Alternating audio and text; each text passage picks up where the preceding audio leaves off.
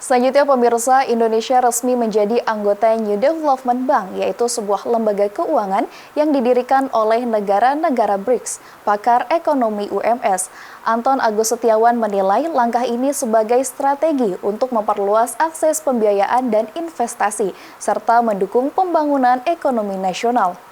Iya, tentu kalau kita lihat sebenarnya karena Keanggotaan Indonesia dalam New Development Bank atau NDBD diharapkan dapat meningkatkan sertifikasi sumber pembiayaan internasional. Sebelumnya Indonesia telah jalin kerjasama dengan berbagai lembaga keuangan seperti World Bank, IMF, ASEAN Development Bank, dan Islamic Development Bank.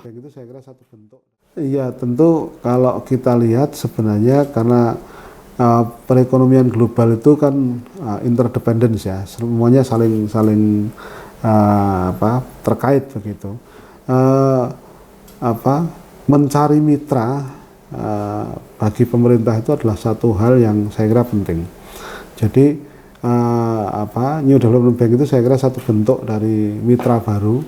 Kita kan selama ini sudah dengan World Bank, dengan IMF, dengan ASEAN Development Bank, dengan Islamic Development Bank (IDB). Nah, lembaga-lembaga lain itu karena mereka punya fungsi yang penting juga, selain kita bisa pinjam uang terkait dengan untuk pembangunan ya, untuk proyek pembangunan. Yang kedua, mereka biasanya ngasih juga asistens ya, memberikan pendampingan begitu dalam pelaksanaan proyek-proyek yang mereka danai. Dan ya jujur aja itu bisa jadi satu alternatif pembiayaan bagi kita. Mitra baru. Menurut pakar ekonomi Universitas Muhammadiyah Surakarta, keanggotaan dalam New Development Bank dapat memberikan kesempatan bagi Indonesia untuk memanfaatkan pendanaan dengan skema yang lebih fleksibel. Di sisi lain, hal ini juga membuka peluang untuk mendapatkan asistensi teknis dalam berbagai proyek infrastruktur dan pembangunan. Meskipun demikian, pemerintah harus mengelola utang dengan bijak agar tidak memberatkan masa depan keuangan negara.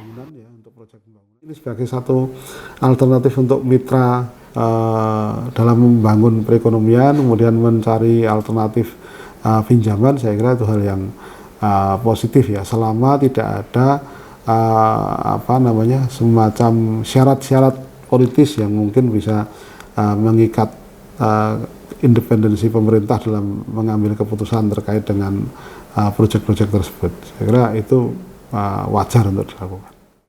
Yang kedua, mereka biasanya Alfian memberitakan dari Solo, Jawa Tengah. pendampingan begitu dalam